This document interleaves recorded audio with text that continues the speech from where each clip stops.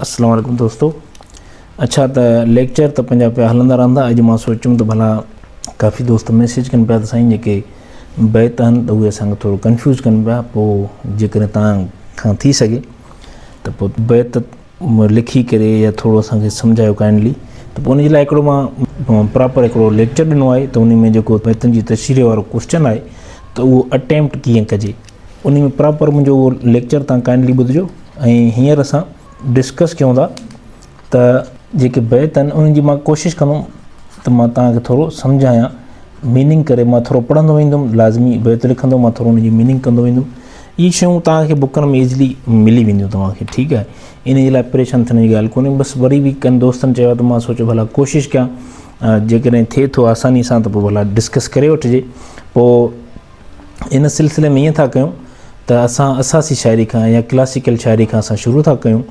त उन खां असांजा शाह अब्दुल करीम बलड़ी वारे खां शुरू था कयूं। असां उन जा कुझु जेके बैत असांखे अवेलेबल आहिनि बुकनि में, त उन्हनि खे असां डिस्कस था कयूं। उन्हनि मां कॾहिं कॾहिं अची सघंदा अहिड़ा के शेर जंहिंजी तव्हांखे तशरीह लिखणी आहे। हूअं त प्रॉपर अटैम्प्टिंग जेके टेक्निक्स आहिनि उहे मां पंहिंजे पोएं लेक्चर में जेको वीडियो रखियो आहे असांजे यूट्यूब चैनल ते, पूरो हिकिड़ो लेक्चर आहे असांजो, उनखे काइंडली तव्हां ॾिसी वठिजो। असां ही जस्ट असां हिकिड़ो प्रैक्टिस जीअं तव्हां करणी आहे। हींअर असां जेके बैत हींअर मां डिस्कस कंदुमि, तव्हां ईअं कयो त उन मां तव्हां पुराणो वीडियो ॾिसी करे उहे जेके टेक्निक्स आहिनि उहे तव्हां हिननि बैतनि खे ॾिसी करे माना हिननि बैतनि ते अप्लाए कयो। उहे इन में छा थींदो, तव्हांजी प्रैक्टिस थींदी त तव्हांखे अञा शयूं आसान लॻंदियूं।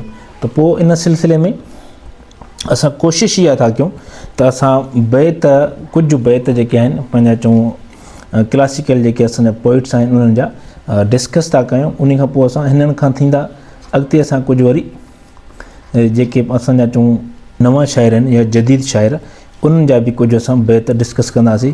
थी सघे थो तव्हांजा कुझु इन मां सवाल हिकु अधु लॻी वञनि। न आहे त ईअं आहे त तव्हांजो हिकिड़ो चवां त ज़हन ठहिजी वेंदो त करिणो कीअं आहे ऐं हिननि जी जेका मीनिंग आहे उहा कीअं आहे। लाज़मी तव्हां कुझु डिस्कस कंदव, कुझु शयूं ॿुधंदव तव्हां, ऐं ईअं हूंदो आहे कुझु शयूं पढ़ण में सम्झ में न ईंदियूं आहिनि त पोइ उनखे असां जॾहिं ॿुधी वठंदा आहियूं त उहे असांखे सम्झ में अची वेंदियूं आहिनि। त पोइ असां कोशिशि था कयूं त असां कुझु बैत ईअं डिस्कस कंदासीं। अॼु असां शाह अब्दुल करीम बलड़ी वारे खे डिस्कस था कयूं, सुभाणे असां कुझु भिट जे घोट जा बैत डिस्कस करण जी कोशिशि कंदासीं। उन खां पोइ असां ईअं आहिस्ते आहिस्ते जेके असां सम्झूं था त के असांखे बि सम्झ में अचनि था ऐं असांखे किताबनि मां बि ईज़ी मिलनि था। त ऐं ॿियो जेके जदीद शाइरी जा उहे असांखे बि आसानी सां मिलनि था, त उहे तव्हां सां असां डिस्कस कंदासीं। इन में तव्हांजो इहो फ़ाइदो आहे, तव्हांखे ईअं करिणो आहे इन जे लाइ त हीअ बैत जेके असां डिस्कस कयूं पिया, इहे बैत ॿुधी करे तव्हांखे जेके अटैम्प्टिंग टेक्निक्स मां डिस्कस कयूं आहिनि पोइ वीडियो में, उन में तव्हांखे अप्लाए करिणो आहे त बाबा हीअ जेको बैतनि जी तशरीह वारो क्वेश्चन आहे त उहो असांखे हल कीअं करिणो आहे। इन तरह सां जेकॾहिं तव्हां कंदव त तव्हांजी हिकिड़ी यूं सम्झो की रेगुलर प्रैक्टिस थी वेंदी ऐं तव्हांखे जेको क्वेश्चन हूंदो एग्ज़ाम वारे ॾींहुं उहो तव्हांखे ईअं सम्झो ईज़ी लॻंदो, पीस ऑफ केक महसूसु थींदो। त अॼु असां इन सिलसिले में शाह अब्दुल करीम बलड़ी वारे खे डिस्कस कंदासीं। उन खां पोइ असां शाह अब्दुल लतीफ़ भिटाई खे ईअं असां अॻिते हलंदा ईंदासीं। शाह करीम बलड़ी वारो।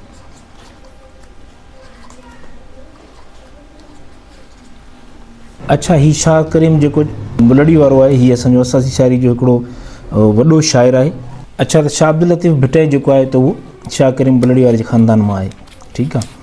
त असां हीउ जेको बैतनि जो सिलसिलो आहे उन में असां क्लासिकल शाइरी असां यूं सम्झो की समन या उन खां बाद में जेके अरगुन तुर्खान आया उन्हनि जे दौर खां शुरू कई आहे। मुग़ल जो दौरु शाह अब्दुल करीम बलड़ी वारे जो दौरु जेको आहे उहो समन जे दौर खां बाद में शुरू थिए थो मुंहिंजे ख़्याल में।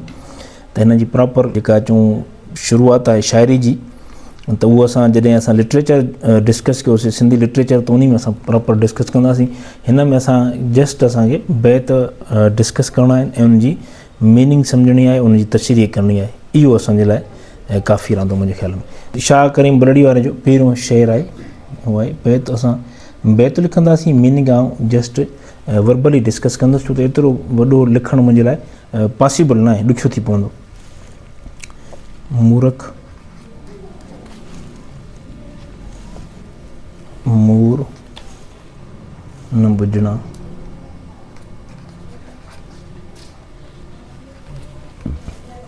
हेॾां होॾां कनि, हेॾां होॾां कन कटर जन अखियुनि में कटर कटर जे अखियुनि में से कीअं पहिरीं पसंदि।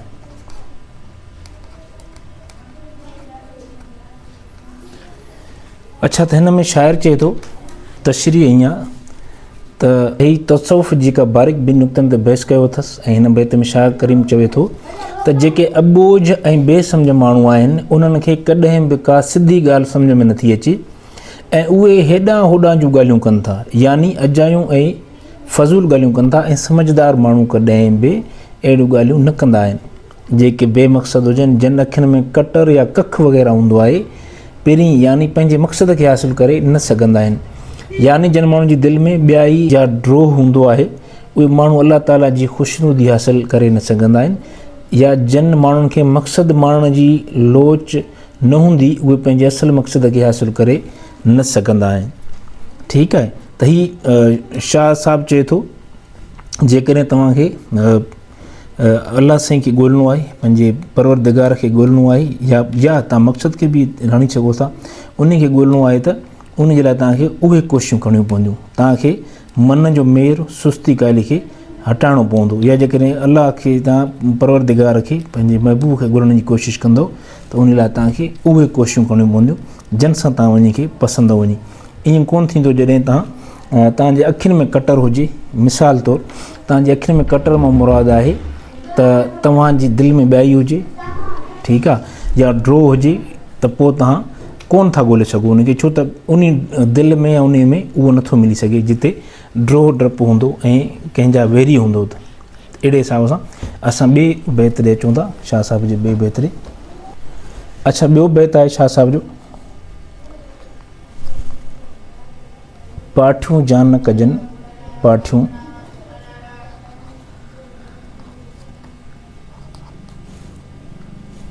जान न कजनि, रोई धोई अखड़ियूं, रोई धोई अखड़ियूं, जर कजर जन अखियुनि में से कीअं पहिरीं पसंदि, से कीअं पहिरीं पसंदि।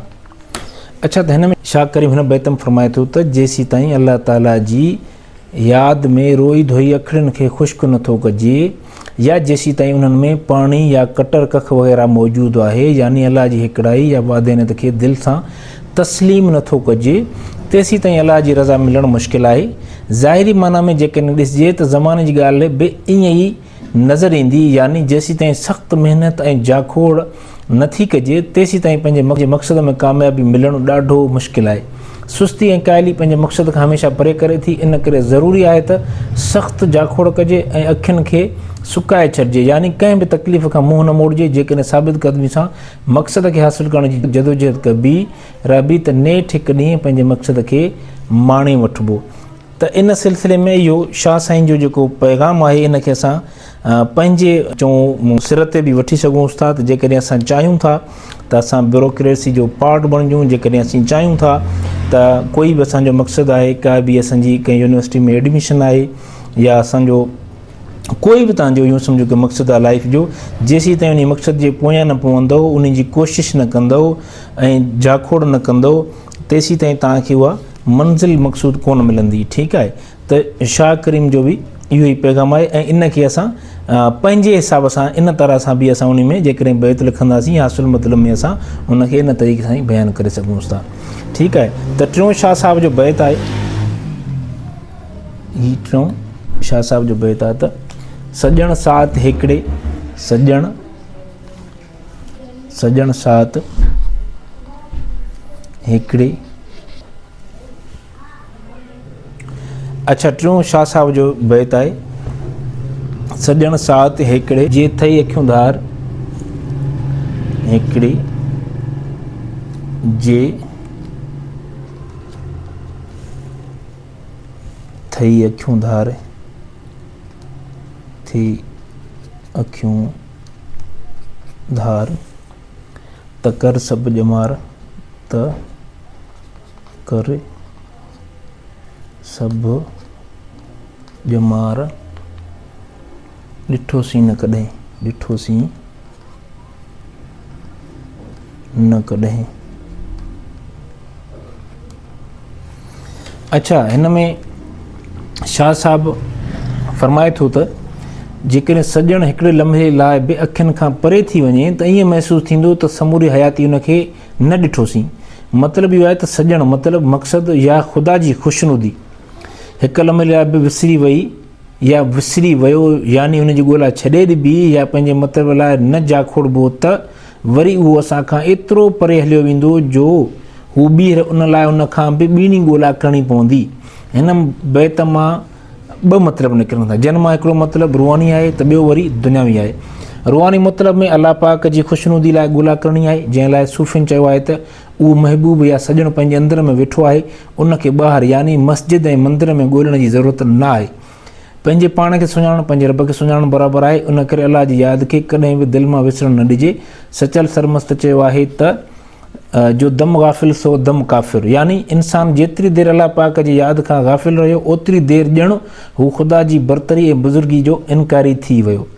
शाह करीम जे मथे बैत जी ज़ाहिरी या दुनियावी मतिलबु इहो आहे त पंहिंजे मक़सद खे कॾहिं बि न विसारे वेहिजे, न त उहो मक़सदु मिली न सघंदो। जेकॾहिं तालीम हासिलु करणी आहे, को किताबु पढ़णो आहे, का डिग्री हासिलु करणी आहे, या असांखे को इम्तिहान पास करिणो आहे, का जॉब वठणी आहे, ठीकु आहे, त उन लाइ राति ॾींहुं महिनत करणी पवंदी ऐं कशाला कढणा पवंदा, तॾहिं ई उहा शइ हासिलु करे सघिजे थी। पक ॼाणिजे त जंहिं शइ लाइ जेतिरी महिनत कबी एतिरे क़दुरु उहा शइ तकड़ी मिली सघंदी। इन करे पंहिंजे मक़सद खे हिकु लम्हे लाइ बि न विसारिजे। ठीकु आहे, त हीअ शाह साहिब जे बैत जो इहो मक़सदु या तशरीह इहा हुई। अच्छा, चोथें बैत ते अचूं था असां, शाह साहिब जे चोथें बैत ते अचूं था असां। उहा आहे हियूं न हाज़िर जन, हियूं न हाज़िर जन, पहिरीं न अखिड़नि में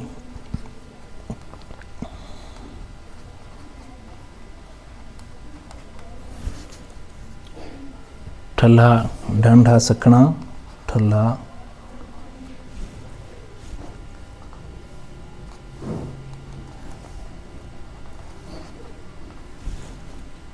ई जाड़ जीअं ई।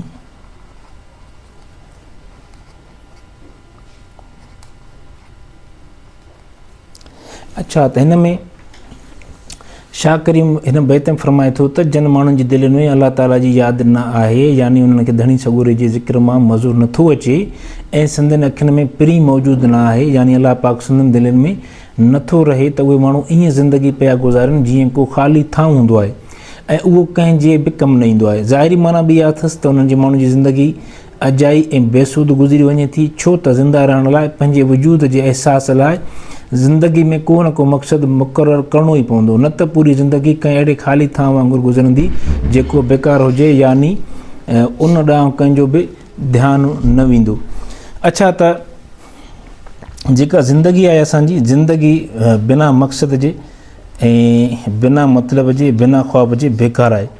त शाह साहिब बि असांखे इहो पैगाम थो ॾिए त जेकॾहिं तव्हां ज़िंदगी गुज़ारणु चाहियो था त पंहिंजी ज़िंदगी जा जेके मक़सद आहिनि उहे मक़सद ज़िंदगीअ खे ॾियो ऐं ख़्वाब ॾिसो। ख़्वाब जेकॾहिं तव्हां वटि हूंदा त उहे ख़्वाब तव्हांखे ज़िंदा रहण लाइ ऐं तव्हांखे पिया हिमथाईंदा ऐं तव्हां जुस्तजू ऐं स्ट्रगल में लॻातार पंहिंजो पाण लॻाए छॾींदो। जेकॾहिं मक़सदु न हूंदो, तव्हांजी स्ट्रगल न हूंदो, त पोइ तव्हांजी जेका ज़िंदगी आहे उहा ज़िंदगी तव्हांजी यूं सम्झो त हिकिड़ी बेकार लॻंदी ऐं फज़ूल लॻंदी, जीअं ख़ाली थां हूंदो आहे। ठीकु आहे, त अहिड़े हिसाब सां असां शाह साहिब जी हाणे पंजें बैत खे डिस्कस कयूं था। अच्छा, त पंजों बैत आहे असांजो मजाज़ी मोहे। ही नंबर असां ॾियूंसि था, मजाज़ी मोहे कॾहिं वींदे, कॾहिं वींदे न करे अखिड़ियूं तोहे, अखिड़ियूं तोहे, मच्छण वहीन वसाई, मच्छण वहीन वसाई। अच्छा, त हिन में शाह करीम चवे थो त ही जेको मजाज़ी इश्क़ आहे, यानी दुनियावी या ज़ाहिरी जेका रंगीनी जी शिक या तलब आहे, उहा का सची पची हक़ीक़त न आहे, बल्कि उन असल हक़ीक़त जो पाछो आहे। जंहिंखे तव्हां हक़ीक़त सम्झी वेठा आहियो, उहो हिकु दौलाब या ठगी आहे। इन करे उन जे पुठियां न लॻी पओ, छो त जेके ही ज़ाहिरी अखियूं तोखे नज़ारा पसाइनि थियूं, उहे नज़ारा बि फ़रेब आहिनि। इन करे उन्हनि जो एतबार न कयो। तसवुफ़ या सूफ़ी मत जो इहो मतो आहे त मजाज़ी इश्क़ हक़ीक़ी इश्क़ जी पुल आहे, जितां सचे सालिक या हक़ीक़ी तालिब खे गुज़री वञिणो आहे। उन जाइ ते बीही नाहे रहणो, न त उन्हनि जो दौलाब खेसि ठगे वेंदो। ही नज़ारा जेके नज़र अची रहिया आहिनि, उहे बज़ाहिर त ॾाढा रंगीन ऐं ख़ूबसूरत आहिनि, पर उन्हनि जी हक़ीक़त कुझु बि न आहे।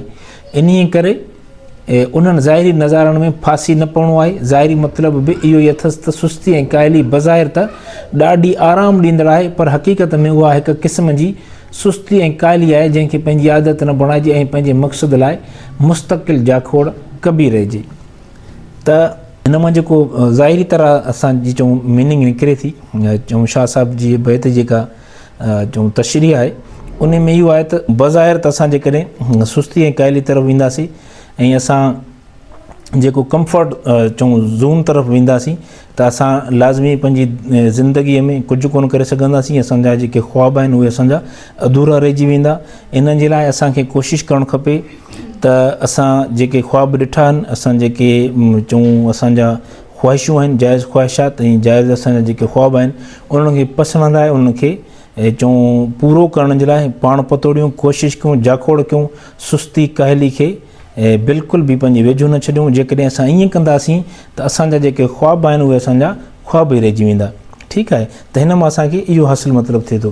त तव्हांखे तशरीह लाज़मी, तव्हां जेको असांजो पोयों लेक्चर आहे उहो ॿुधंदो, त पोइ तव्हांखे हिन बैतनि जी प्रैक्टिस करणु आसानी लॻंदी, न त तव्हांखे ॾुखो लॻंदो। अच्छा, हींअर असां अचूं था 6 नंबर बैत ते, धिकीन धात।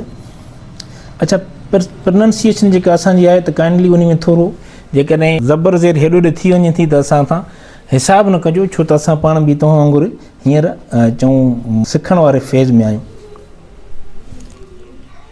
ऐं शाह करीम बुलड़ी वारो थी वियो, या तव्हांजो शाह अब्दुल लतीफ़ भिटाई थियो, इनखे सम्झण जे लाइ वॾे कंहिं ॾहे जी ज़रूरत आहे। ऐं असां हींअर चऊं एतिरो ॾह न आहियूं, ऐं असां एतिरो पढ़िया कोन आहियूं। असां हिकिड़ा चऊं आम ऐं ख़सीस तालिब इल्म आहियूं, असां अञा सिखण वारी हिन में आहियूं। त इन जे लाइ जेकॾहिं असांखां थोरी थकी असांखां भुल चुक थिए थी, त उहा काइंडली उहा असां सां हिसाबु न कजो। ठीकु आहे।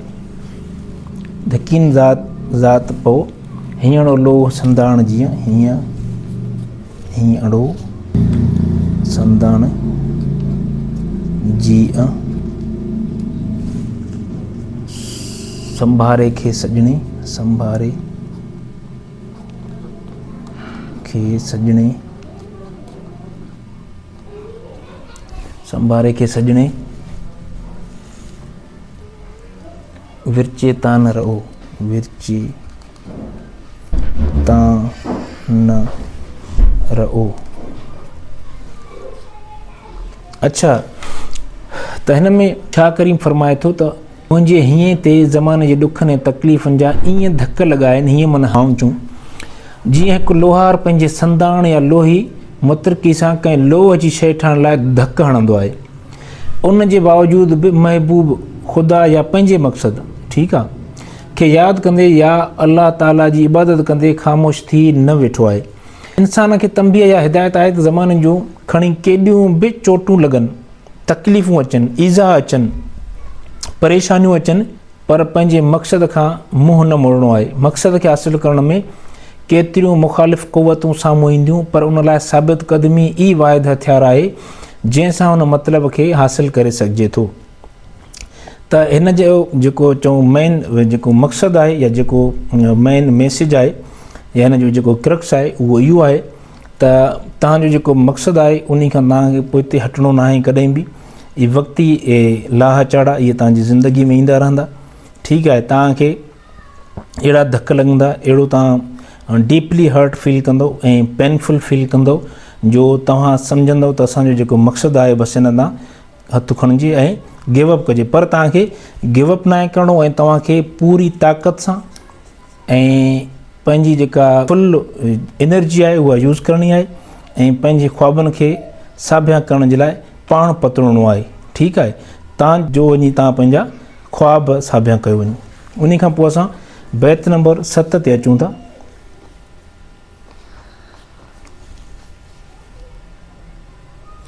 अच्छा, बैत नंबर 7 आहे, जे जाॻंदे मन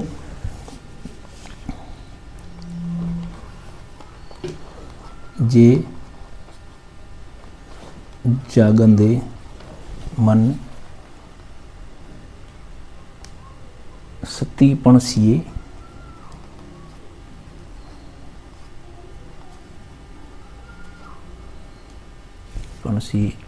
मन पिरियानिए मन परियां निए पुॻियो पाण गरी पुॻियो पाण गरी।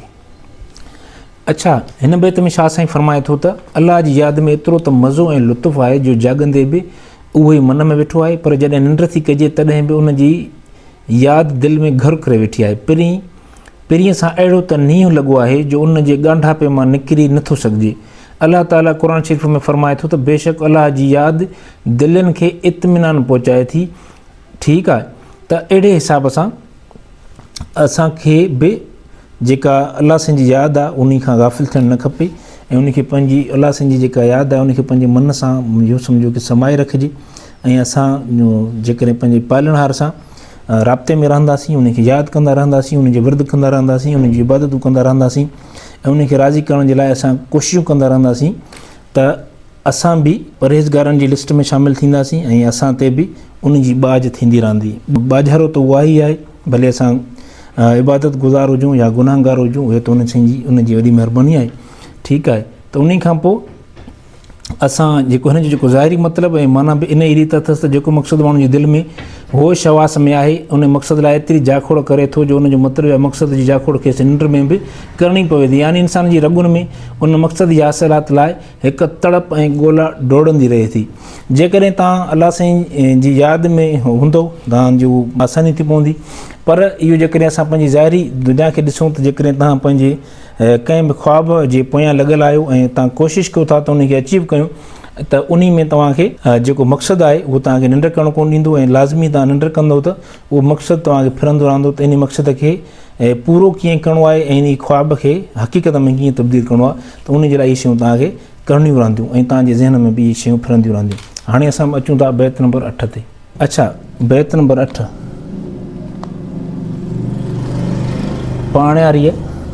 पाणियारी इहो मुंहिंजे ख़्याल में काफ़ी दफ़ा अची चुको आहे। इहो जेको हींअर बैत असां डिस्कस करणु वञूं पिया, पाणियारी सिरॿाड़ो PCS जी जेका आहे बैतनि जी तशरीह उन में अची चुको आहे। पाणियारी सिरॿाड़ो जर ते पखी जीअं जर ते पखी जीअं असां सॼण तीअं असां सॼण तीअं रहियो आहे रूह में।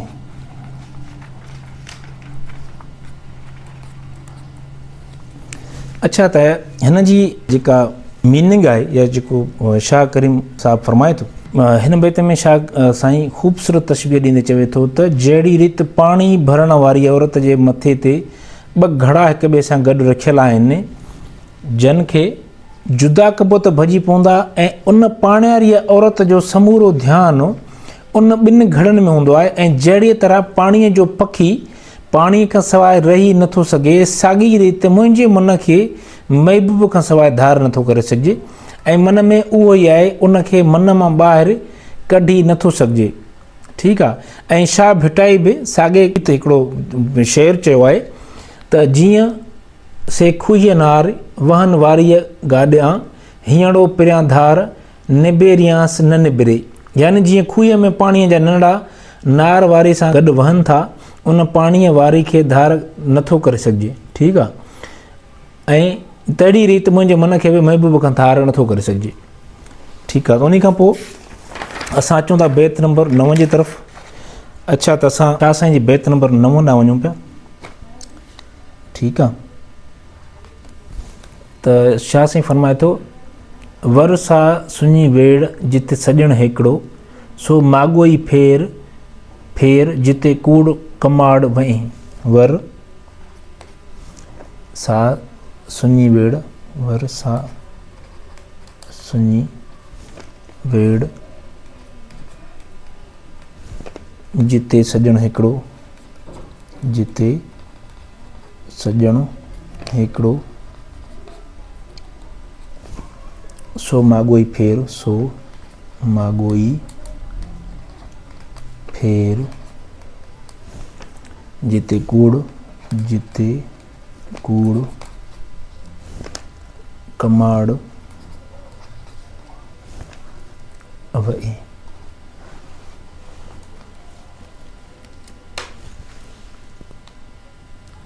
अच्छा, त हिन बैत में शाह अब्दुल करीम साहब फरमाए थो त उहो इलाइक़ो या हंधु सुञो या ख़ाली ई सुठो आहे जिते हिकिड़ो महबूब आहे। मतिलबु त जंहिं जाइ ते महबूब आहे उहा जाइ आशिक़नि लाइ अदन ऐं अरम जे बाग़ जो घरु आहे, छो त खेसि महबूब जी मौजूदगी ई काफ़ी महसूसु थिए थी।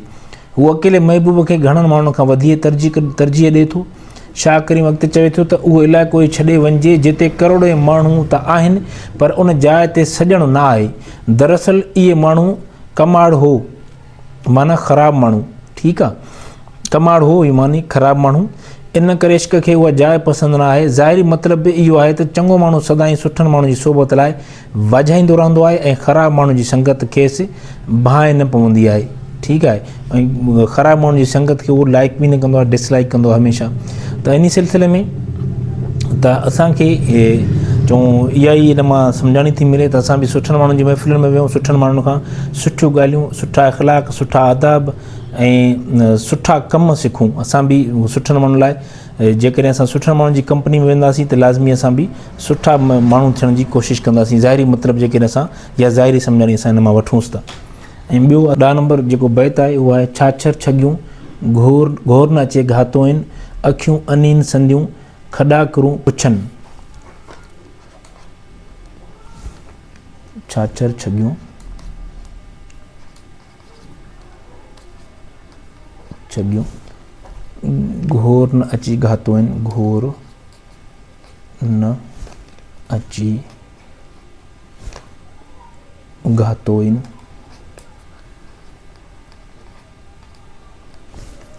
अखियूं अनीन संदियूं, अखियूं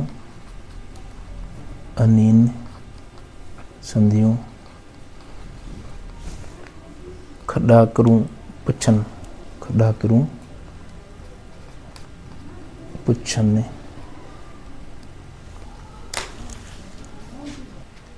अच्छा, त हिन में शाह करीम मोरडे ऐं मगरमच्छ वारो किसो बयानु कयो आहे, जंहिंमें मोरडे जा बहादुर भाइर समुंड जे उन पाणी में वञी मच्छी मारींदा हुआ। शाह करीम फरमाए थो त जेके बहादुर मलाह हूंदा आहिनि उन्हनि खे नंढो पाणी जंहिंमें नंढियूं मच्छियूं ऐं गंदु किचिरो हूंदो आहे, भाए न पवंदो आहे, माना वारो न खाईंदो आहे। ठीकु आहे। उहे बहादुर हूंदा आहिनि, उन करे हू सदाईं उन अमीक या समुंड जे उन पाणी जी ॻोल्हा में हूंदा आहिनि, छो त उतां खेनि वॾी मच्छी मिलणी हूंदी आहे। यानी जेके आलिम ऐं ॾाहा माण्हू हूंदा आहिनि उहे नंढियुनि ॻाल्हियुनि में न फसंदा आहिनि, बल्कि उहे तसवुरनि ऐं ख़्यालनि खे जनमु ॾींदा आहिनि ऐं सुठी सोबत अख़्तियार कंदा आहिनि, जितां खेनि माना जा बेबहा मोती मिलणा हूंदा आहिनि। त इन मां पाण खे बि इहा सम्झणु मिले थी त पाण बि जेके कमु कयूं या जेके असां दोस्ती ऐं चऊं भाइपी रखूं त अहिड़े माण्हुनि सां रखूं जितां असांखे पंहिंजे चऊं परवरदिगार जी ॻोल्हा बि मिले, उन खे असां लही सघूं, उन्हनि जी ख़ुशनुदी हासिलु करियूं ऐं पंहिंजा जेके फेलो बींग्स आहिनि इंसान ज़ात उन्हनि जी परगोर लहूं, उन्हनि जे लाइ पंहिंजो कोशिशूं करे उन्हनि जी ख़िदमत कयूं ऐं उन्हनि जा चऊं जेके ॾुख सुख आहिनि उहे वंडियूं ऐं उनखे घटि करण जी कोशिशि कयूं। हींअर असां अचूं था 11 नंबर बैत ते। हंज तनीन होए, हंज तनीन होए उन्हें में उड़ाह जो, उन्हें में उड़ाह जो, एक कानीरो कोय, ए कानीरो कोय जो छाछर में छेड़ू करे, जो छाछर में छेड़ू करे। अच्छा, त हिन बैत में शाह करीम हंज पखीअ जे भेट बग पखीअ सां कई आहे। त हिन में चए थो त हिकु अहिड़ो ख़ूबसूरत हंज, चए थो हंज हिकु अहिड़ो ख़ूबसूरत तस्वुराती या ख़्याली पखी आहे जंहिं लाइ चयो वेंदो आहे त हू ऊन्हे समुंड में वञी मोती चुगंदो आहे ऐं उन जो पाछो जंहिं माण्हूअ ते पइजी वञे उहो बादशाह थी वेंदो।